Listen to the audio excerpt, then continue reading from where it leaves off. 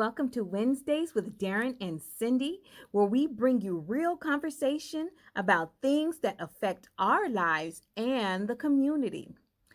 My name is Cindy Ward, And my name is Darren Powell. and we are going to be your host for our podcast. Today marks the 1 year anniversary of Camp Zama going into HP Con Charlie, and many people in the Zama community being notified that they would be working remotely for the foreseeable future. As coronavirus slowly spread from state to state last winter, it was inevitable that the virus would eventually reach Japan and Camp Zama, but at that time, Japan felt very safe. The numbers were almost non existent both on and off the installation. And here we are a year later, a half million plus deaths, seeing a little light at the end of the tunnel, but yet still coping with the effects of what has come to be known as corona. Well, and so therefore that brings us to today. And today we have with us Maigen Bosch. We are going to let her give her a little brief about herself, but we just wanted to chat with her a little bit about coping during this year of COVID 19. Are y'all ready? Let's jump into it. So tell me, at what point did you realize COVID was a real thing?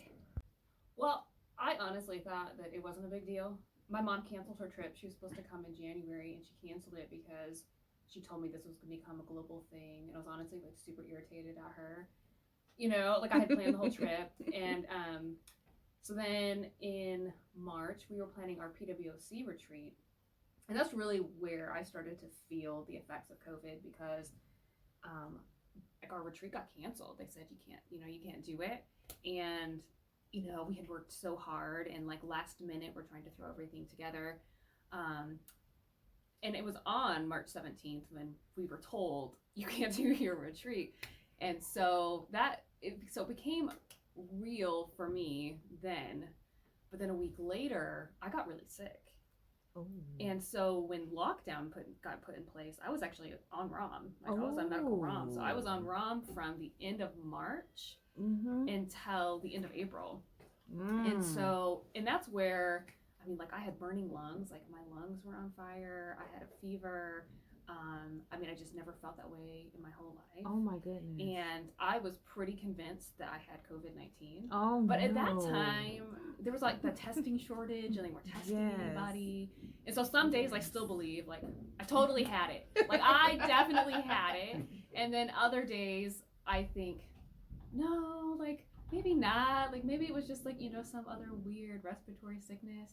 But what that did for me, though, was help me understand the seriousness of it. Because if other people had those same symptoms that I was having, regardless if I had COVID or not, I was like, oh, this is serious. Like, this is real. Because I don't think like I have ever been so scared in my life being sick.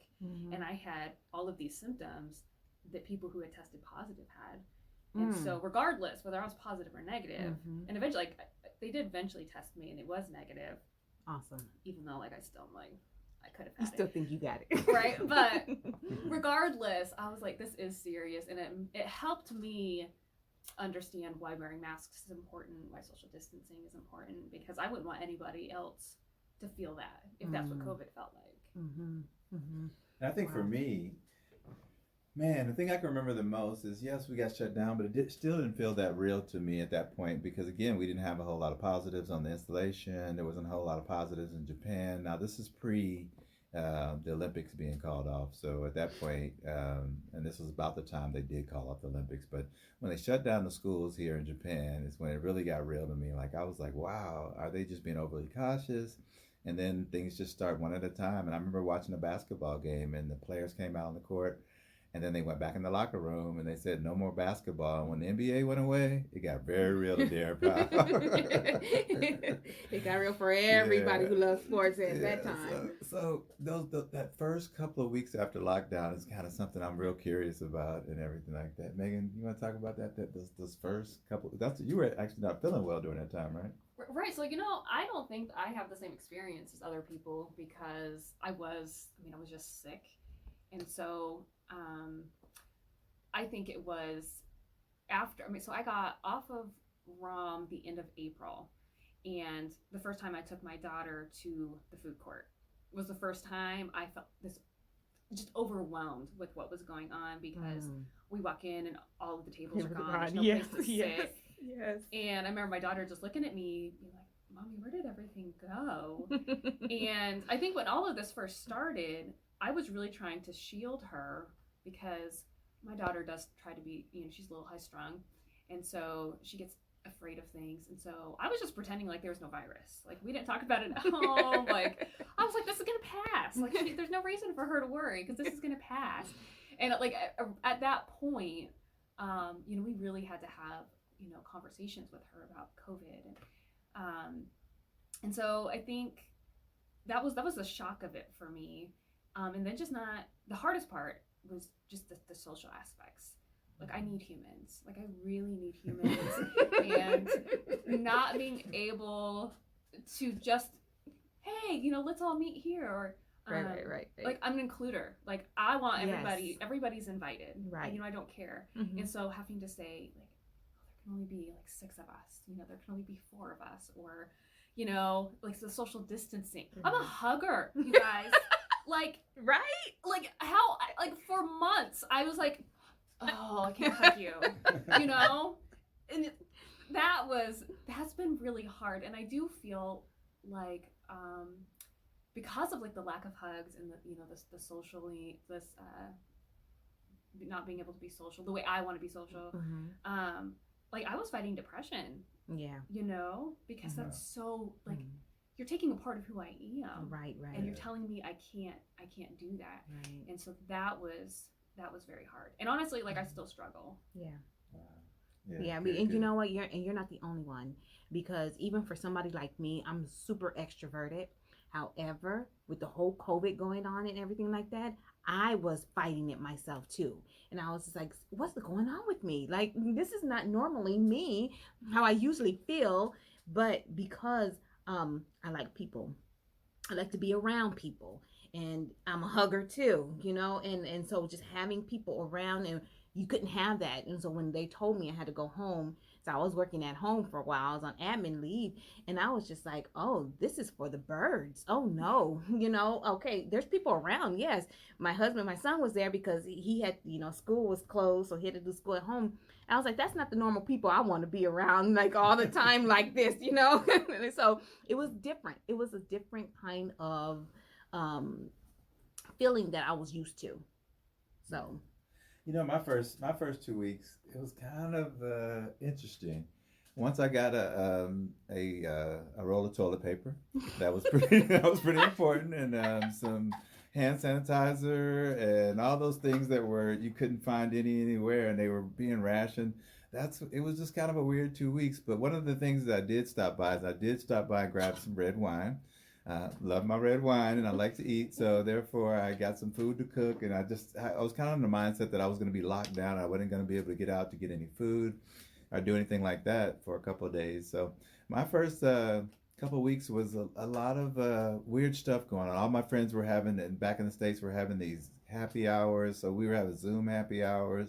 And not to say I'm a party animal, but I was doing a little bit of day drinking, because again, it was, all that stuff was going on. And so it was just kind of one of those things. So after a while, I just realized, like, man, I got to pull it together. And so I really tried to, the first 2 weeks were kind of just 2 weeks of kind of being in shock, trying to get used to things, just trying to get used to this new norm.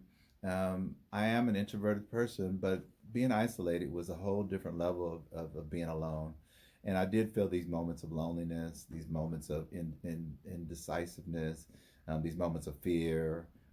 Definitely worried about my family back in the States more so, because they were getting hit pretty hard at that point. And so it was just kind of a lot of that going on. But the next thing that we want to talk about is what were some of the adjustments you made along the way? After you got over that initial shock, what were some of the adjustments that you made along the way? Cindy, you have some? Well, yeah. So one of the adjustments that I made along the way was exercise. So, usually during my day, I didn't have time to exercise like I usually do now. So COVID gave me the opportunity, because I was at home, to exercise, to get out there and, hit that track when I need to and stuff. Since the kids were out of school, nobody was at the high school. So I was able to go to the track during the daytime or whenever I wanted to. So I was able to make that adjustment, really focus on meal prepping. So wellness for me got a lot better.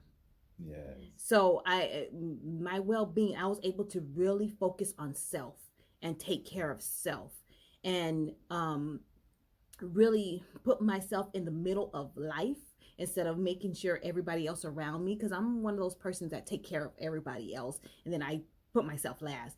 But this time I was able to really focus on myself, put myself first, and then have that from the inside come out to where I was able to take care of other people. Awesome. Yeah. Megan, what tell us stuff after you kind of settled in, got your health back, and figured out we got to figure this one out for more than 2 weeks.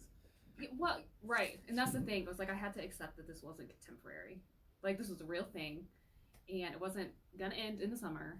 Like this was, we were like long hauling it through, and so I think as people, like we just adapt to what's going on, to our environments, and so as I said, like I can't be without people, and so I just started doing like coffee dates in smaller groups of people, which I actually think was great too, because you can have like deeper, more honest conversations when you're in a smaller group of people. And I feel like that allowed us to just really talk about like where we're struggling in this, like how is this affecting our families? How is this affecting our mental health? And so we just took full advantage. And, to be honest, you learn people's boundaries. This was a big thing for me is, if I go to a friend's house, do I wear a mask or do I not wear a mask? And just learning how to communicate that. Like, I want to respect your boundaries because I might be fine not wearing a mask, but maybe you really need me to wear a mask. And so I felt like that was a really cool thing that came out of this, is just learning about people, I'm with, about like what their boundaries are, like how they are going to feel safe through this, and being able to support them as well as being supported. And so the other thing that really got me through was just embracing all the time I had to quilt, like, Oh my God, you make some amazing quilts. I'm just saying. right. Well, okay. So then what happened was, then this fabric company, like went out of business because of COVID. And so I got to reap in that glory, and just like, bring it to me. Like, and so now I'm like, oh, I got to make so many quilts. Yeah. So that's kind of what I did. And I feel like just, I feel blessed and fortunate that I have that hobby, kind of like you were talking about, like exercise, like just do something to fill the extra time, right, that brings joy. Right. Yeah. So one of the things that I did is, after that first 2 weeks of just kind of being loose and thinking this might not last very long, when I realized that we were in for the long haul, like I said, it was kind of one of those things where I realized that what I needed to do is get a plan. And so my plan consisted of, one of the big things my plan consisted of is doing 30-day challenges. And so with those 30-day challenges, started out with a smoothie cleanse. And so I did a detox, and I did that. And then from that month, I did an ab challenge, and then went for a running challenge. And exercise was one of those things, and wellness was one of those ways. I started cooking all my food because we couldn't go into restaurants and things like that at that point. And I think we may have been limited some things on the installation, but that being said, I wasn't comfortable with going off the installation. So just started cooking meals and learning a lot about, just things. I had I call them COVID projects, and I was able to run with a lot of those. I'm writing a book, so I had a chance to actually sit down and do a lot of work on writing a book. So that was all real positive. The next thing we want to talk about is parenting. And we know both of you got a lot to talk about on this one. Megan, you want to? So, I think we have one child. And so I think that for me was the hardest, because, like it just comes to a point where like, I don't want to play fairies. Like I just want to sit and like watch my show and just chill and like take my break before I gotta cook dinner. And all the food cooking, like I felt like I was cooking food for us all the time. I'm like, I don't want to make another sandwich. Like I just want a break, and I just wanted to send her outside. Like when they closed the playgrounds, I just want you to go to the playground. Like, I love you, and I need you to like run some of this energy off. Like, and I was actually homeschooling when the school shut down, and so that part for me like was easy. But I was really, we had a schedule. You know, like we would eat lunch, you go to the playground, like you know, you go run off some of this energy, you go outside, like, you know, you go play with your friends. And where we actually live, like her friends aren't around us, and so she can't just go to the backyard.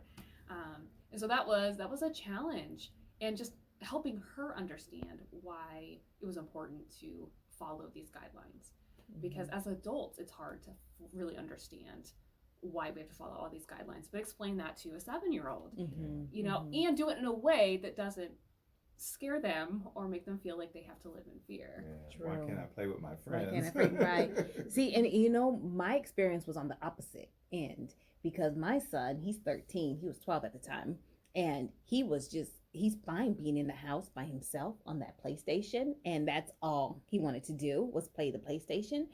And I was like, no, we're gonna get out. You're gonna go do something. I don't know what you're gonna do, but something outside, you know what I mean? Go get some UV rays, you know?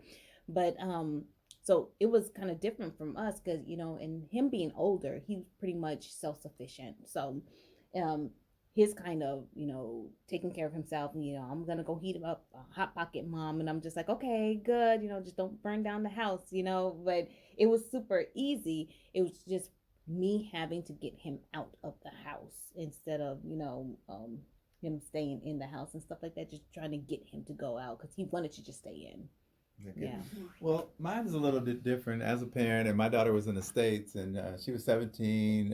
She was a junior at the time, finishing up her junior year, and I remember getting an announcement in Ohio that she sent me a message she sent me a text and said, "Dad, school's shut down. You know, we're gonna go. You know, we're gonna have home, stay at home." So they shut down the schools in Ohio early, and she said, "We're gonna be in this posture for a little while." And at first, it was pretty good for her. She liked it and she was excited about it.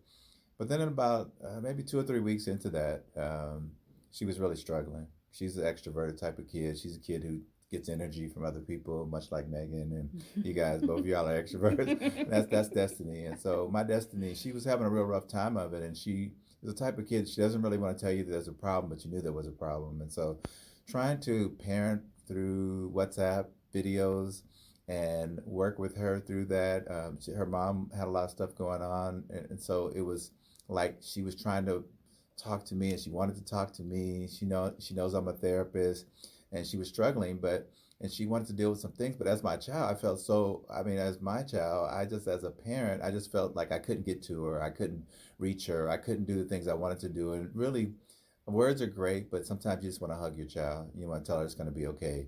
And at a distance, I had to try to, put on my therapist hat, but put on my dad hat at the same time. And so it was very, very tough. It was a real tough stretch for me because, again, she was suffering, and I didn't know how to deal with that because we had never dealt with this before. And dealing with this from a distance, it was really, really difficult. Super difficult for me. Some positives. Do either one of you want to add? Say anything else about that? You good? Some positives that I would like to say is that during this process, I know there's some things that we took out of it that turned out to be positives in your lives. Can y'all think of anything that was our family, even though we are a very close-knit family and we do a lot of things together. However, it seems like once COVID started, I learned some new stuff about my husband and my son I did not know. And I'm just like, whoa, I don't think I would have never found it out if COVID wouldn't have happened. So that's a positive. Mm-hmm. I think my biggest positive is everyone in the States. All my family's in the States, obviously, and so like my brother lost his job, my sister got laid off, which were definitely negatives. But we had a lot of time, and so we were able to get Jackbox games. I don't know if you guys are familiar, and of course Zoom. Like we were all about the Zoom, and so it was really cool to be. I mean, we all live in I live in a different country. Like they live in different parts of the United States. But we were all able to unite on Zoom, and it was just so fun. Like I don't think that I have had that much time with my family our entire adult lives, because we lived apart our entire adult lives. And so that was really cool. And that is something that kind of stayed. We haven't done it as often because they've both gone back to work, but I feel like that is something that is going to be ongoing. And so like I'm really excited about that. Yeah, and two sides of that. As a professional, I always looked at these type of situations and COVID was definitely a magnifier. And I think that whether you had a good relationship, it definitely opened up that good relationship, and you had the opportunity to be closer. But if you had some challenges, those challenges got exposed as well. A lot of times in our busy lives, we don't have to deal with each other. But in this situation, relationship-wise, it forced people to actually spend that time together. And so I think it was a positive and a negative, but I think it was good because, again, it gave you an opportunity to work on some of your stuff. That being said, again, time was so precious. I think both of you talked about time, and time was so precious. And I think that in our busy lives, we never really took the time to do a lot of the little things, and a lot of projects that I had been talking about for years and years and years. I was able to take on them projects. Another thing was money. I'm a big traveler, so I didn't spend all that travel money for a whole year, and definitely that's been super good. But we're about running close to time on this one. Anybody got any closing thoughts before we kind of bring this to a close? I honestly just like want to praise our community too for how we just, I think, gathered up and just helped one another. I mean, how many times did you see on the classifieds, hey, I'm in ROM at Christmas time? I don't know if you remember that. Just, I need help with this, I need help with this. And so I felt like not only was I happy to see people reaching out for help, but that everyone was just ready. That's you true. know, I mean, there were people who wanted to help, but like somebody else had already been there. And that is so cool. And I think it's so good to see with all of the negativity on the news. I mean, that's all we see through this. But yeah, if you pay attention and you look, there's goodness everywhere, there's joy everywhere.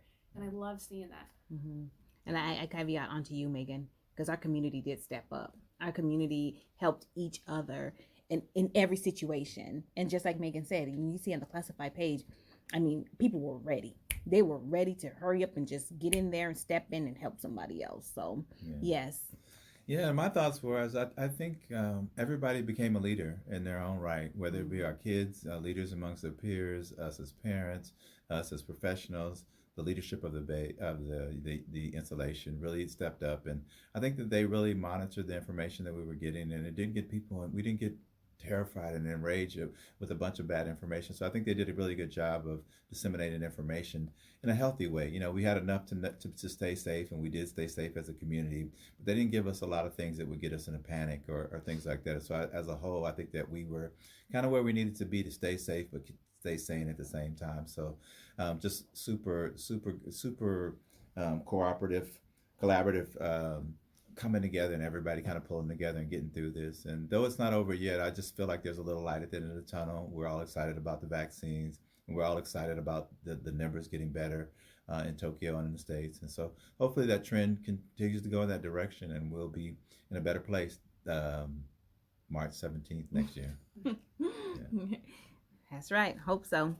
Well, Camp Zama, that is Wednesdays with Darren and Cindy, and we had our guest Maigen Bosch with us today. And we just want to say thank you for listening to our 100% real life topics, and we'll see you next week.